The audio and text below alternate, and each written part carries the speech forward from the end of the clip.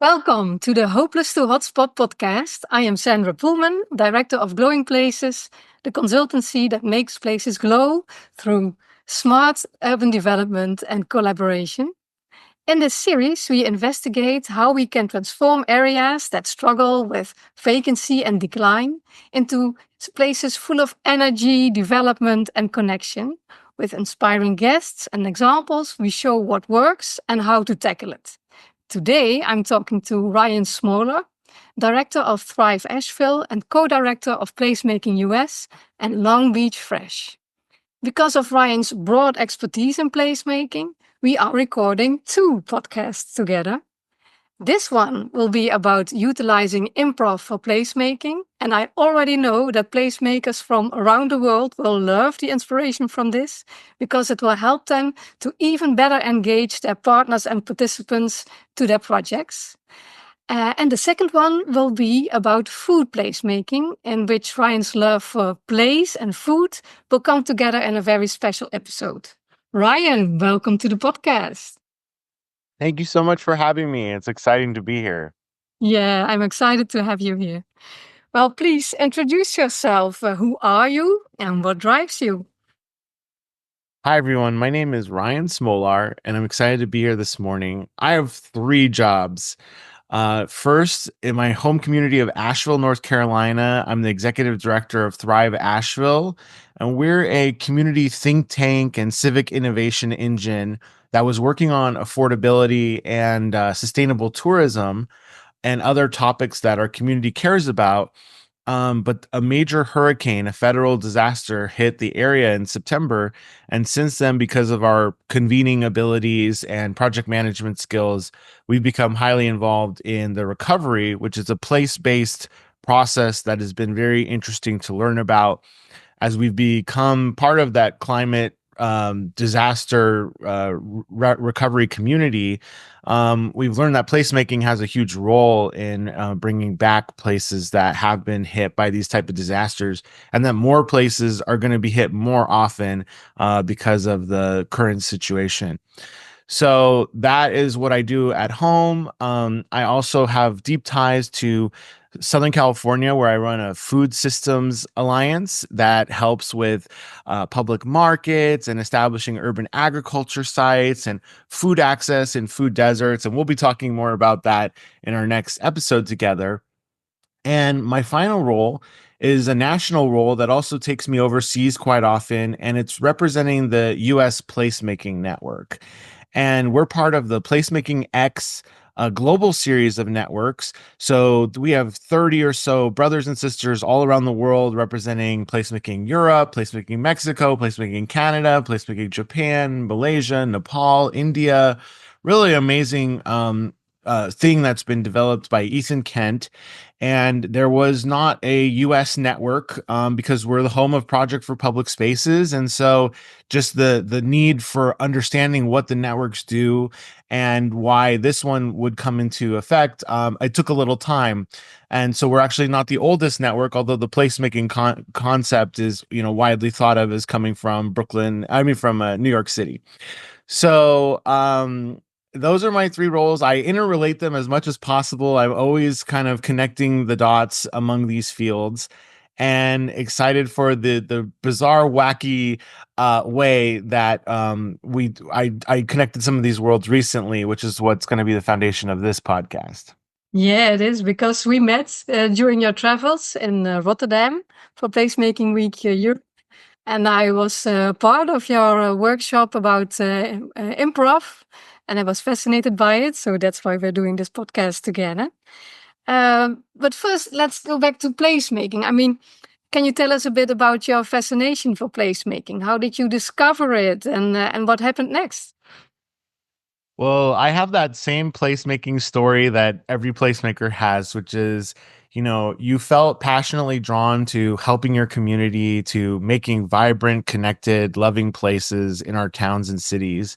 And then one day you were lucky enough to find out that there's a group of people talking about this, connecting people around the world, studying this, funding it, and trying to make it its own sort of field, but while protecting the sort of accessible and non-jargon and non-field aspects of it. And so I just feel so lucky because I got into this locally. I ran my downtown business improvement district where we're trying to help the small businesses, which are kind of the social fabric foundation of America, and do our festivals and programming and work through all the types of issues that prevent those in the US, like permitting and cost of insurance, and people just not know who have great ideas, not knowing how these systems work, and so self-precluding themselves from making their towns and cities great.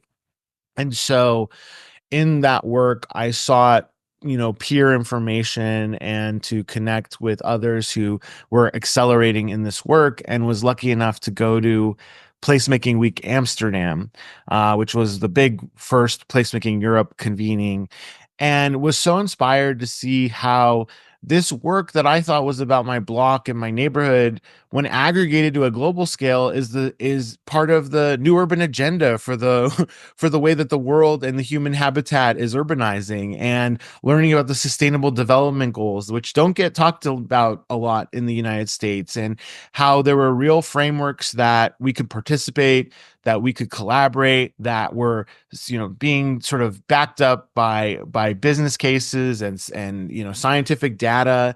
And it just, I mean, I my heart grew 10 times, and I got to come home, and I felt like right out of Plato's Republic, where you got out of the cave and you saw, that we were all looking at shadows on the wall, and this is the reality that we've lost because we've destroyed our built environment for 100 years and self-segregated ourselves by bad zoning practices and bad transportation planning and bad special event permitting practices. And it opened up this big world, and I was very lucky then to go back to Valencia for the next Placemaking Europe week, and then to Malaysia for the start of the Asian network. And I was then back in the US, and I asked Ethan Kent, where's the US network? I feel so close to our peers in Norway and Poland and Spain and Yeah, the right. Netherlands, but I don't know the people in Florida, Ohio, California, and Washington. All right. Yeah. He said, well, you better start it. And so I got a list, and I went to work calling the placemakers and connecting them and meeting them. And we did a big road trip for 3 months and visited 70 cities and met with the placemakers and saw what they do. 70 cities. That's quite of a journey. So that was kind of how things started off. Yeah, wonderful, wonderful. Um, and I know there's some bias in the United States against placemaking. You told me about it. Where does that come from? Yeah, it's so funny because when we're in Europe or in different parts of the world and you go, oh, placemaking, people go, wow, what's that? Yes, placemaking, how fun. Hee yeah, let's do it. Let's go have a party and do it. And in the US, because of several factors, primarily sort of the racist colonial history of the US, that people are very becoming more aware of and understanding how those decisions back then have impacted outcomes for people many generations later, how they've been baked into systematically racist policies. We're trying to undo that work a lot right now. And so there's a big question as to the ideas of co-option or of economic injustice or gentrification or inclusion and diversity being represented, and not just the big voices and the money interests or the powers that be.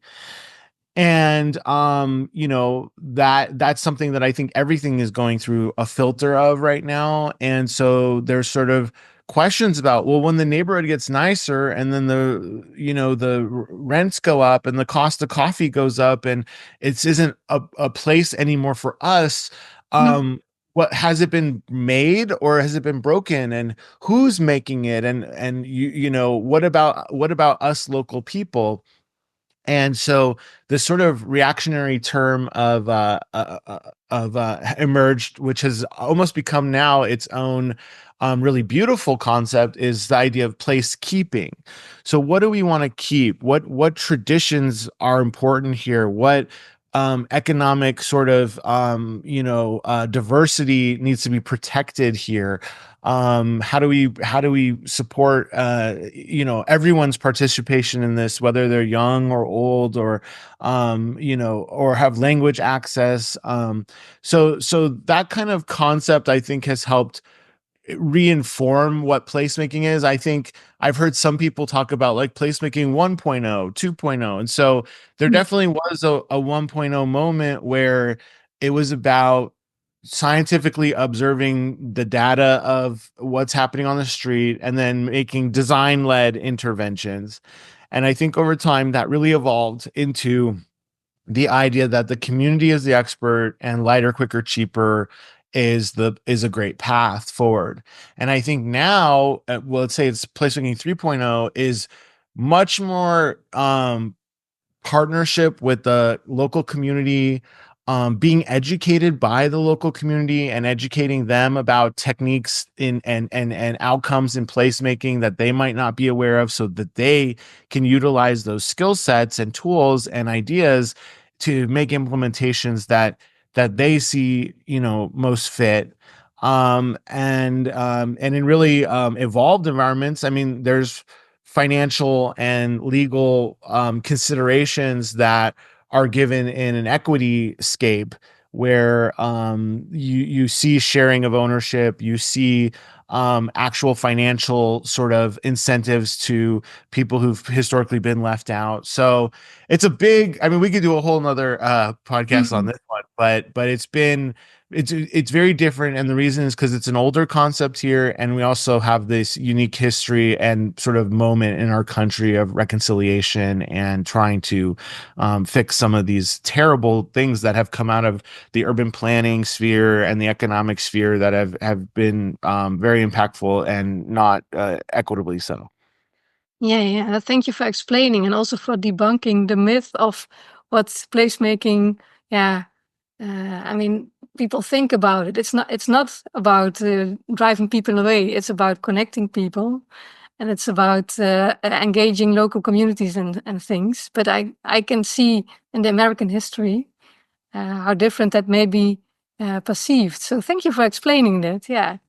I think in the Netherlands and in Europe, it's different. It's more like we're used to a very old school type of urban development, which is like you described. Let's divide functions, living here and working over there, and not include the people. Very top down way of working, and that is seen as not placemaking. And placemaking is more engaging people, doing it together. So I think that's maybe the difference between the perception in Europe and US. Uh, you taught me about a brilliant concept. You taught me about placemaking the verb and placemaking the noun, and I think it's a brilliant concept. Can you tell our listeners and viewers what you mean by this? Yeah, so I mean, I'm a learner and sharer. So we've gone and talked to thousands of placemakers, not just in the US, but around the world, seen their projects, listen to them talk. And we also meet people who are new to the field, who are coming in with their brand new idea of like they just discovered placemaking and here's what they understand from it. And there's a few kind of like biases or divides that I see that I don't think have been untangled or explained in the literature as much as maybe they need to be. And one is this idea of placemaking the verb versus placemaking the noun. And so placemaking the noun, I feel like you could kind of associate it with Jan Gehl and his work. Like he understands and expresses like these are the rules of the human habitat that we are ignoring. People want to be in the sun when it's cold, and they want to be in the cold when it's hot, the shade when it's hot. They want a place to sit. This is how far apart you can have an intimate conversation. This is how far apart, you can recognize somebody. And so it gives us the dynamics of what's the structure that actually creates a healthy human habitat where socializing and joy and comfort are going to come out of. And so a lot of people have seen Bryant Park or Times Square since it was converted to pedestrian, and they go, oh, I see this as a designer, what this is, and how you would take a horrible space like just a road for cars, or an empty or parking lot that could be a plaza, or that side garden, or any under imagined underrealized space. And they can think in their head, oh, with chairs, with umbrellas, with the public art mural, with the like a recipe, that you just add water, that you can create a place, and you can be very successful in doing that, because there are so few places that follow these basic rules.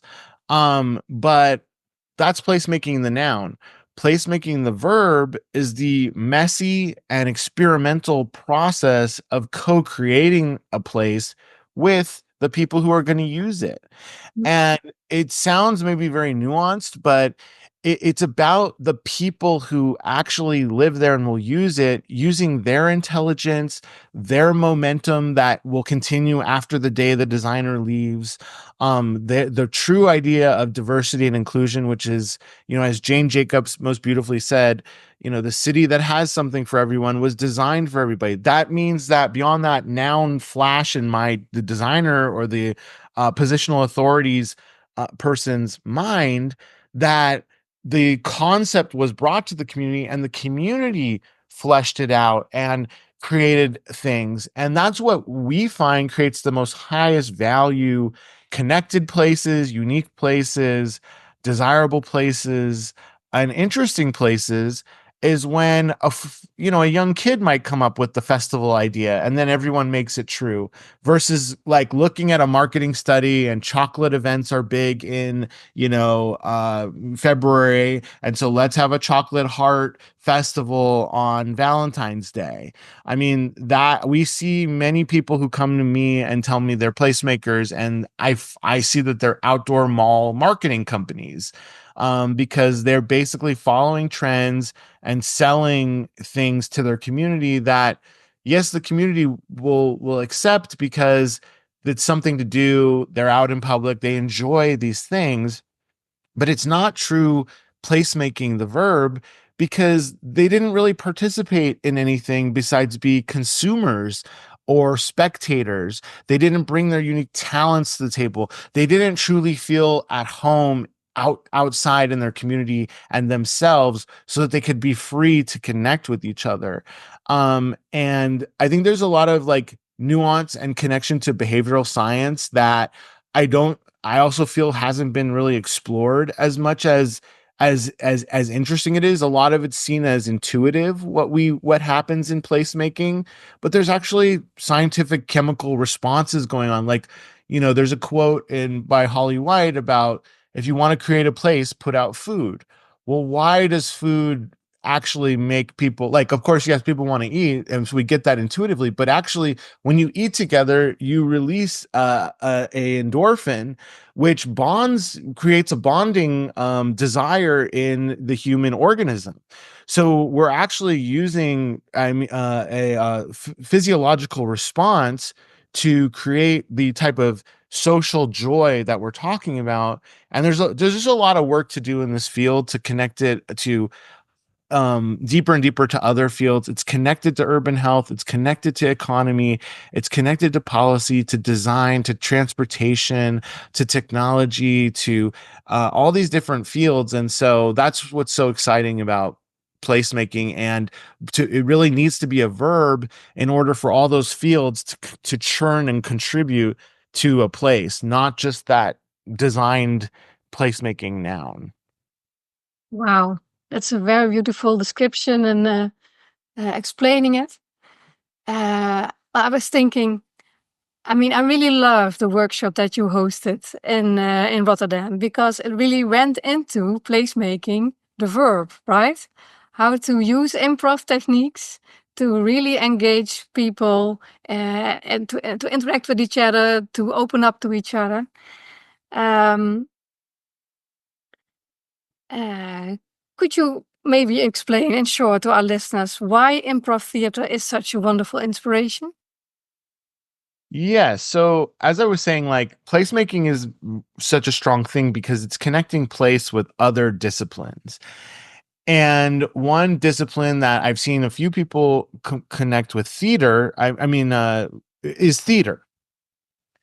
And I like, just to go to another example, like I was just in Cortona, Italy at the Making Cities Livable conference, and there is a group there associated with the architect Christopher Alexander, and they were talking about the drama of a public space, or the framing of it, and looking at public spaces. Particularly, they were inspired by Venice, as these background vignettes for as a stage, though, that the world is this wonderful stage, and the stage that we set creates the encaptured moment of the drama that we want to create in it. And Fred Kent has this amazing quote that also relates to this, which is that if architecture is frozen music and planning is composition, then placemaking is improv street performance. And Jane Jacobs, of course, has the amazing quote of the ballet of the sidewalk, which is one of her, I think, most beautiful descriptions of what is happening in the public realm. This unchoreographed dance of complexity and love that is occurring on every street corner.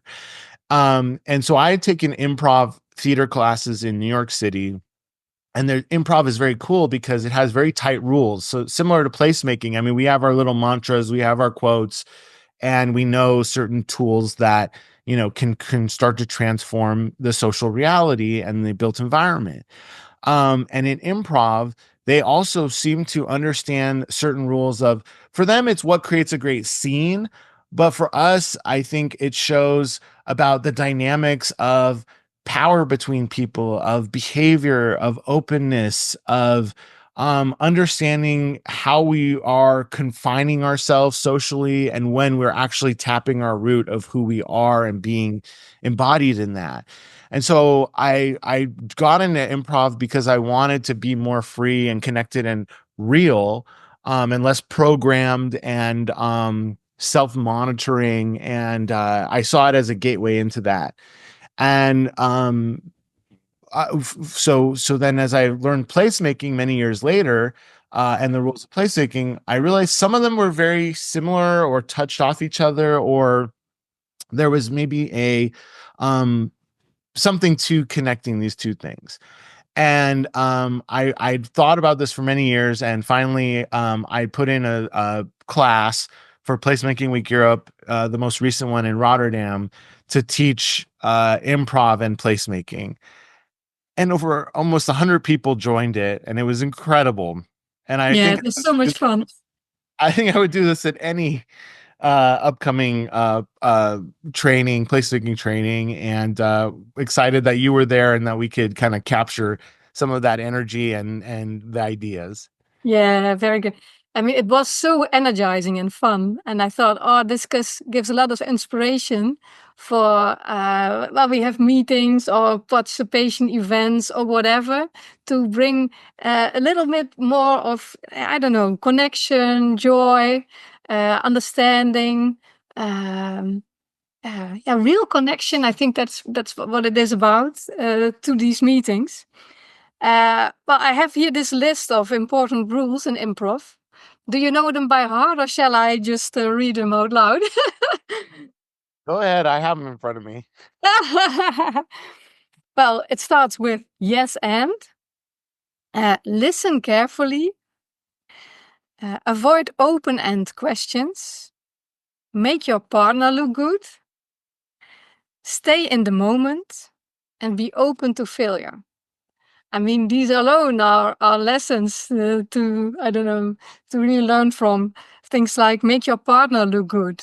It's very beautiful to have to think about that, and also be open to failure. I see that a lot of people, especially from governments, are very much afraid to do these participations or development events because they think, oh, all these people and.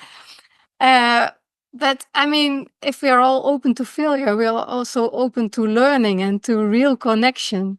And the most beautiful things derive from that. So yeah, I love those rules. Yeah. Yes, they're truly amazing. And it's placemaking is so nuanced, and I just wish if every placemaker knew these rules and abided by them, how much more authentic our work would be, how much more effective it would be, how much more unique it would be. Um, there's a real deficit in what I see generally understood as placemaking, because a lot of people come to it from they're frustrated architects, or they're designers who they see the beauty of it, but they still very much insert themselves as the godlike wise Yeah, the designer expert. Yeah. practitioner, and also the funding structures and client structures around placemaking really struggle also to adhere to what true placemaking could be. People create great places these days, and I think that's an impact of the placemaking movement. But they still don't widely do placemaking, and so I don't know if we want to dive deeper into some of these and how they relate to placemaking, or Well, I thought we could do some examples. I don't know. What do you want to dive into one? sure. Well, like let's do make your partner look good because you highlighted it. So you're right. That's a great one. And I was very bad at that one in particular in the improv session, because you want to look good and you want to be the one getting the laughs. And so you say these outlandish things and you kind of make a fool of yourself, or, you're trying really hard and you're pre-planning what you're going to say, and you've really taken yourself out of the social equation. Whereas what this rule encourages you to do is know your partner's talent. Is your partner extremely physical? Are they great with character? Then do something to bring that out of them, and they will shine and elevate so high. And at the same time, they know what you're great at, and they're going to be feeding that into you. And so you're actually supporting this other person to realize and envision and create. And I see in a lot of, placemaking, you're in meetings and people in meetings want to seem smart, and they want to get the idea, and they want their idea realized. And so there's a bit of selfishness sometimes, and myopic thinking. And instead of like really helping each other realize and being able to see what others can do, and then giving them that space, and then in return getting that same reciprocity, it's not our way. And it really, I think, also relates to some of these other rules like yes and, which a lot of people might be familiar because that's the most famous one. Mhm. But what yes and says is that in a lot of placemaking conversations, someone might say, well, I think we should do this on Sunday. Well, I think we should do this on Saturday. And then it's like, well, let's do a doodle poll, and hey guys, Saturday and Sunday? Like, can't everybody get their way? And I think we have a proclivity towards that binary thinking, and not thinking so widely. And I have this wonderful example of this, which is really interesting, is in San Francisco, there's a highway that goes along the beach. And during COVID, people weren't using the highway very much to go to work. It's a residential area. And so the city actually shut down the highway and made it like a giant overnight linear park, like the High Line, or, the Belt Line, or one of the great like linear parks was suddenly just created for the city because people weren't using the road. And so people could walk it, they could do chair yoga, they could program it. It was incredible. And as the pandemic ended, people had to start going to work again. And so then there became a raging debate in the neighborhood. Should this amazing new linear park exist, or is this a highway? And should it go back to being a car dominated and human removed space? And this side was raising their fists and this side was raising their fists. And then somebody realized, hey, actually, we primarily want to go to work Monday through Friday, and we want to recreate Saturday and Sunday. So it can be a highway Monday through Friday, and it can be a pedestrian linear park Saturday and Sunday. And both sides got what they wanted. Uh, Wow. and it was a yes and situation. And just asking that question of like, how do we turn this deadlocked debate of either or into both getting what they want? This tool, yes and, is an incredible tool for that. Wow, that's a brilliant example of yes and. I mean, come on. Wonderful. I can see it happening. I mean, I've never been there, but I have this image in my head of wow, this is a wonderful example of yes and. And And I think I also believe when we shine together, we radiate so much more brightly. You know, if many people have their way, and there are always possibilities for and, we have so much more to enjoy together. absolutely. So in that one, yeah, that's the combination of yes and make your partner look good. I mean, it has this combination. And how about avoid open-end questions? Yes, this is one of my biggest pet peeves in placemaking because, we have this idea that the community is the expert. And I believe that to be one of the heart issues of placemaking is that everyone and their ideas and their perspectives are not included in what becomes the end product of our built environment and program space. And so what we do now is we do spend a lot of time doing community engagement, and this usually is like surveys, and it's showing people things from other communities and being like, would you like one of these? And it really is like treating people like consumers. I think my favorite derogatory sort of way of being derogatory towards it is what they call dotocracy, where you're given your little dots to vote with, and we vote for what we want. And these forms of community engagement, which are really superficial and I think also very limiting as to what truly the creativity in the room. And I think you see better examples of this, like James Rojas, who has the book Design, Play, Build, where instead of asking sort of these open-ended questions, he asks people these very specific questions, has them build the answer with their hands. So they're using a different part of their intelligence to come up with these answers, and then they integrate everybody's ideas into a whole. And I think that's what you leave off the table in a democracy is you put good ideas against each other and you vote for one outcome and all the other outcomes fall apart. But that violates yes and, because there probably was a world where all 10 of those things could have been pursued and we didn't need to vote to just have one. And so I think staying in that safe realm of what do you want for your community? What does a happy, vibrant place look like?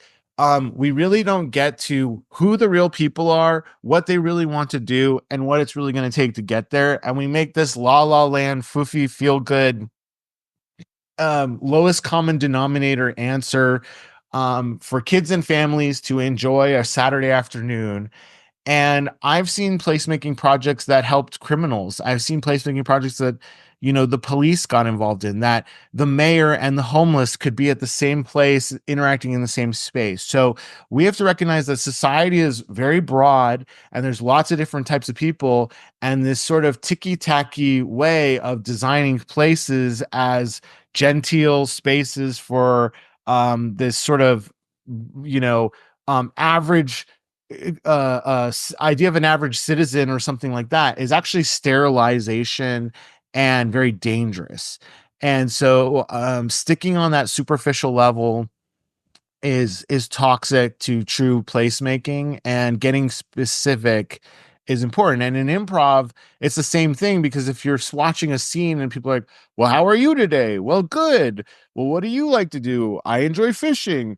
Oh, in a river? It's like, okay, what? I can't, About, this is yeah. so boring, but it's like, Bob, you just caught a 500-pound fish. What are you going to do with it? Like that. You're in the scene, your life is happening. We're going with it. It's much more exciting. And I think that's where placemaking is going to happen. That's where you're going to get a sandy beach put in the center of downtown Detroit, like the Campus Martius project, which is such a whimsical, crazy idea that it only came out of very specific people asking very specific questions with very specific resources. Yeah. And that's what we need to be really doing placemaking. Yeah, I understand. Get very specific, to get very real and very practical, and to come to unique solutions and unique ways and unique places, actually. Yeah, let's get into it. We can't be sitting here talking about the most vague ideas of feelings of good and comfort and that kind of stuff. And world peace. And yeah, I loved it how you used the example from improv, like when it's for, oh yeah, I'm great today. Oh, I got a fit. I mean, it's so superficial, like you said. And in improv, it really, you see it immediately. You feel it like, oh my God, this is bad. Yeah. So let's dive into some examples because improv can help us to infuse more fun, games, and connection into our placemaking work. Um, you did 5 workshops in Rotterdam. I don't know if you recall them. I have a list. You know me, I'm prepared. Let's talk about those. Yeah, you already know me.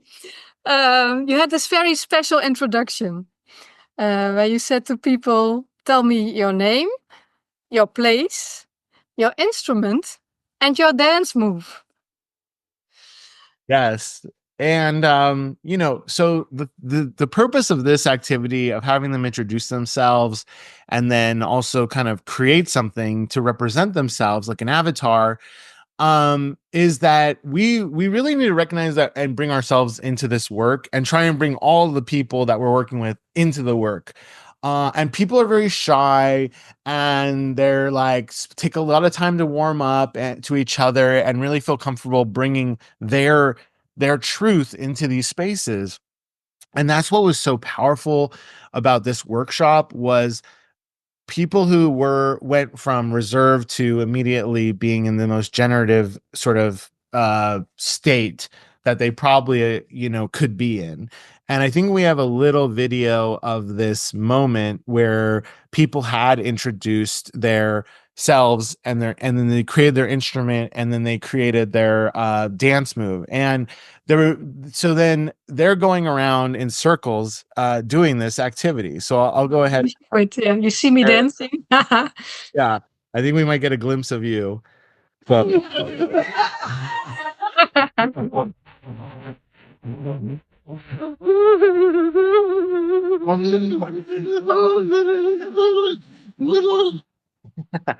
Yeah, wonderful. oh, And this, that 5 seconds before that, those people were all seated in a conference, elbows crossed, staring over at each other, all wanting desperately to connect with each other and to be free and comfortable, but all stuck in that mode that our environment of rows of seats facing me, the instructor, who's going to dispel the wisdom. I mean, what could be more like patriarchal?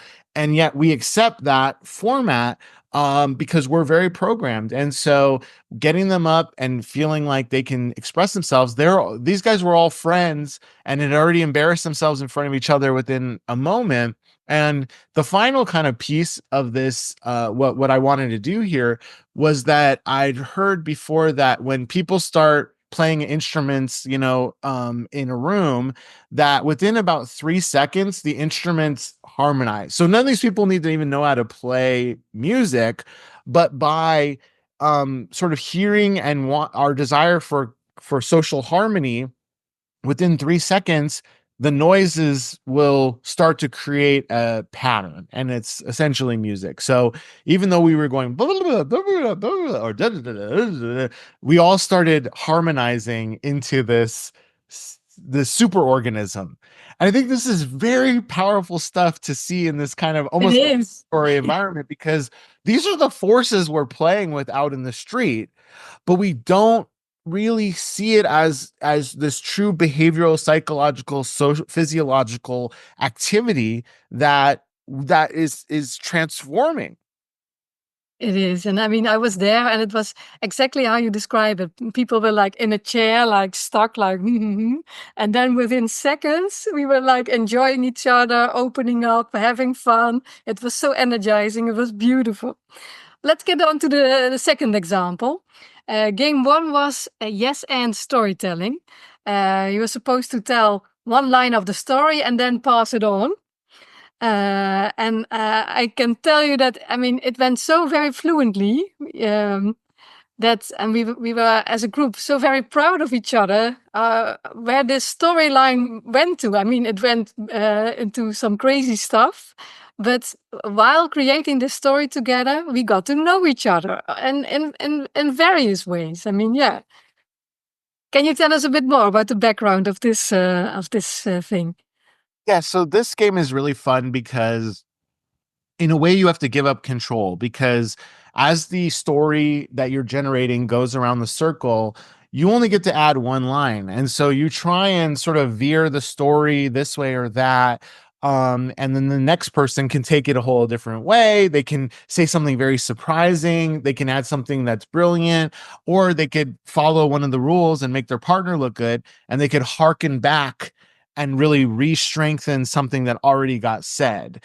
And so I think people get to feel a little bit about what that feels like, oh, I took the story and I just ran down the field left with it, and then the guy after me ran back right, and the story kind of is just goofy and weird and hard to follow, and it makes you feel bad. And then when somebody like connects pieces of the story and makes it actually move forward, because it harkened back to something and it moved something forward and it was really connected, you feel so happy and excited, and you feel like you're doing something together. And so it's very sort of deeply nuanced thing of trying to untrain that designer mind and retrain that social inclusion, that supporting the person next to you, sharing and receiving love. And it was really fun. And we started with each person doing one sentence. So maybe someone says, there was once a bee, and the next person says, but he hated honey, and so on and so forth. And then we evolved it to where it was just you added one word. So somebody is saying Yeah. and then the next one, rhino is, in New York, or wherever. So then the story just, and it's like tossing a ball, but you're creating the story together.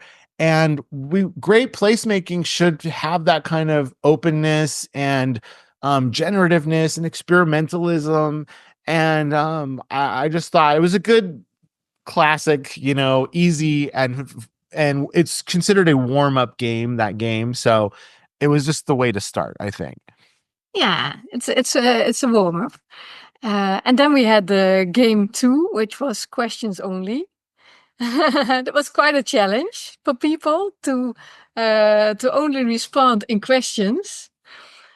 This is very powerful. And like I said, I'd never done this before. These were, this idea of doing an improv session with placemaking was something I had for a long time. And then the way improv works typically, or improv is taught, is there's hundreds, if not thousands, of these games.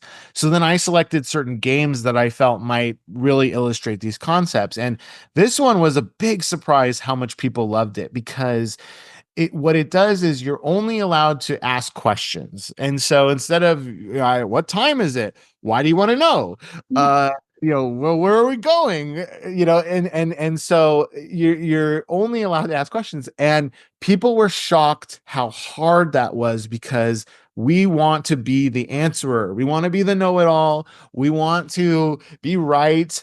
And it's so our automatic insertion, that people were shocked, because they think they're placemakers and they are, coming to these spaces open and creating runway for everybody to have their dream. No, we're all know-it-all designers who, want to look good and be right.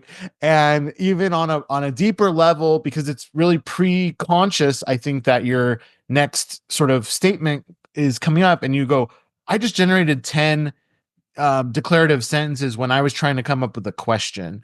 And you're like, wow, there is a bubbling lava field of know-it-allism deep within me that I need to really practice checking. And and people were sneaky.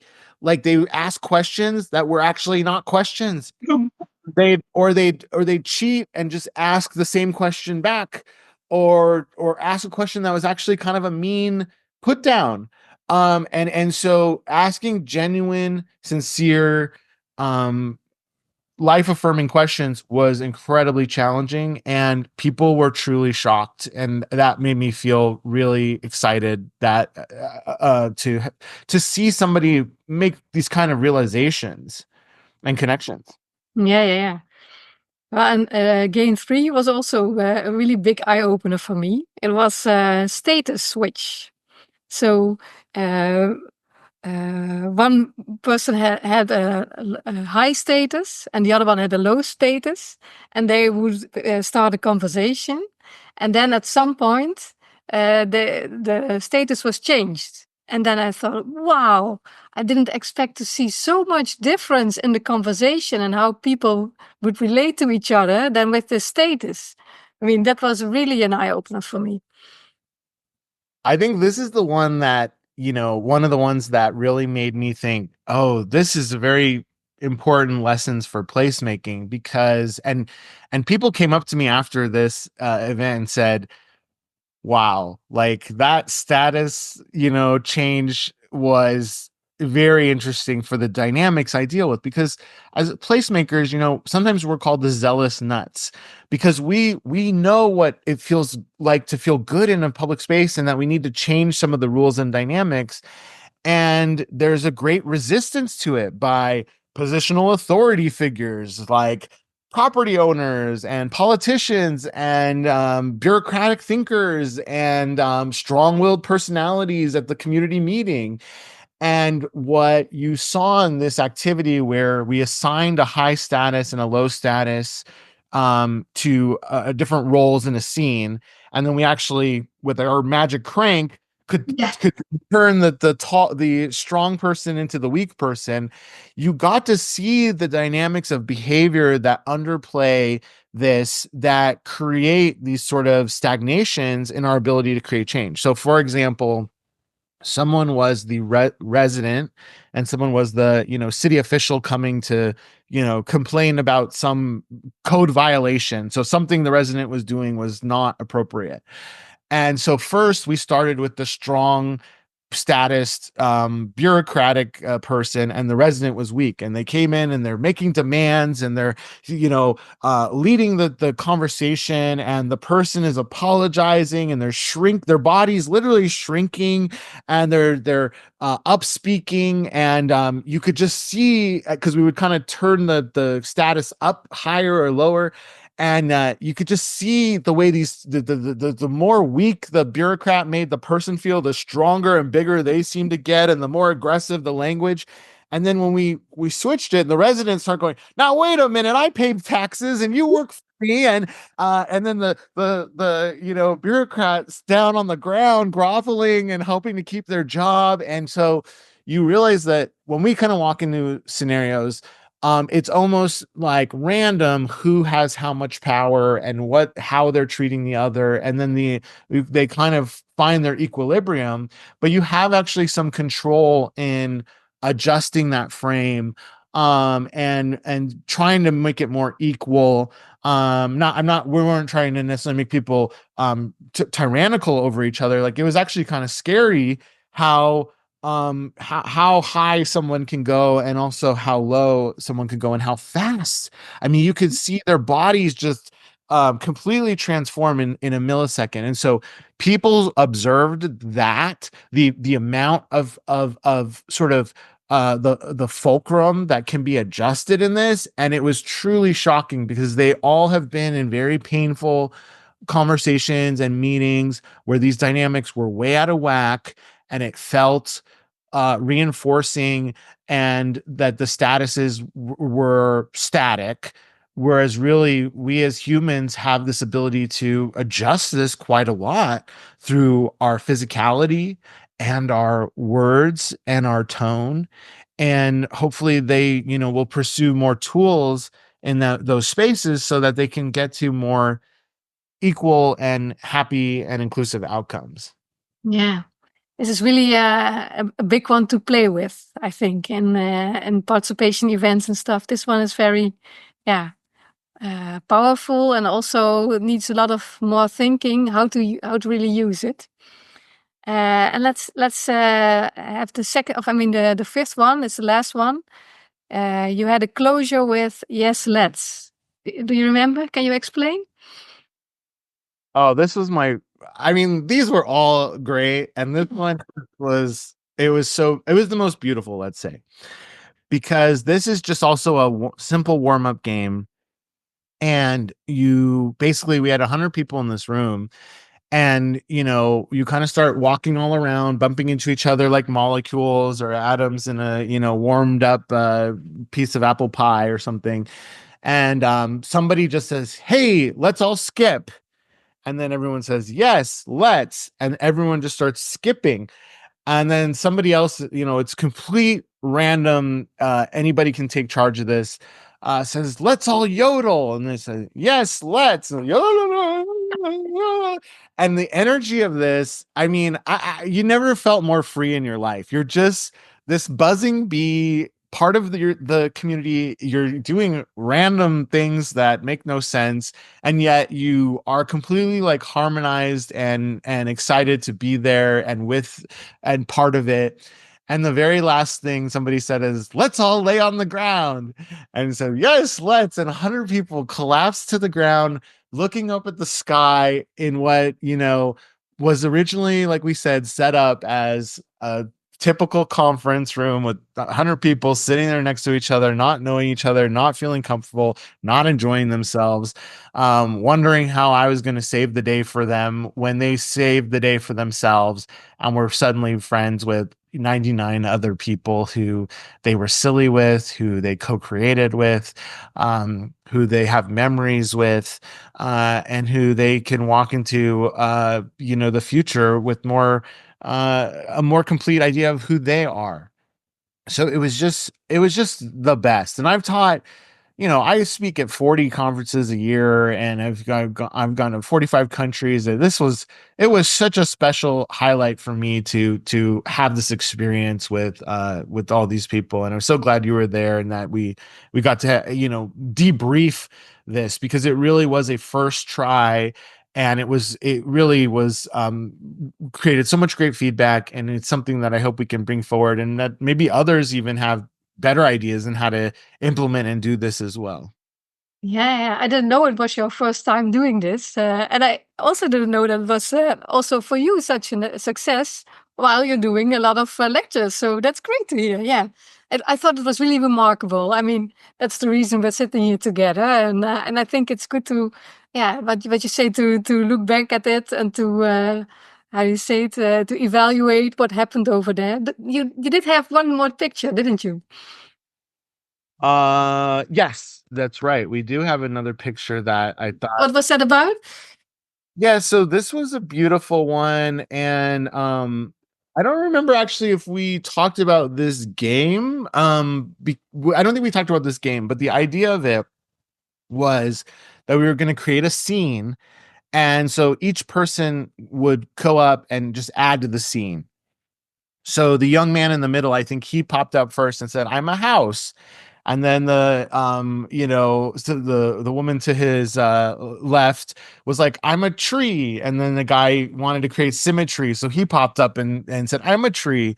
And then there was the swimming pool that opened up, and then there was a dog in the pool, and then a rainbow came between the two trees. And so everybody kind of added some unique sort of aspect to the scene. And it was just a really beautiful moment. And then how they created this sort of symmetry out of this unplanned, coded process. So it was really quite beautiful. It's beautiful, beautiful co-creation and symmetry. I mean, come on.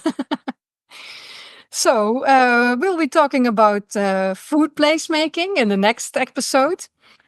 People who are interested can listen to the next podcast. Highly recommended. But for now, how can people get to know more about what you do and the Placemaking US network? Yeah, so we have our website, placemakingus.org. We're on LinkedIn and Instagram, and we have a Facebook group. People can write to us, call us. We love connecting and doing things together, and we're very playful. We've done national road trips, train trips. We do placemaking weekends where we take people to cities like New Orleans and New York and Portland and Philadelphia, and we connect very deeply with those who want to be connected to the global and the national movement. And yeah, just get in touch, and we'd love to hear what you're doing and support you and work together. And that's what we're here for, is to amplify what is really still only very utilized in very few situations, set of techniques, and which also is often applied without quite additional knowledge that's could be available to people. So that's what we hope to do, is to equip them with what we've seen in the case studies, the literature, and their peers work. Wonderful. I think people will happily get in touch with you. So Ryan, thank you very much for this inspiring conversation. And this brings us to the end of this episode. And now I'm curious, what did this podcast bring to you? What did you, as a listener or viewer, get out of it? Please share your insights with us via LinkedIn, Instagram, Facebook, or YouTube. We'd love to hear from you. And of course, also feel free to share the podcast with your friends and colleagues if you think that it'll be interesting to them. Thank you, dear listener and viewer, for joining us. I hope the podcast inspired you and gave you lots of ideas. And if you want to learn more about food placemaking, please hop over to the next episode. Stay tuned.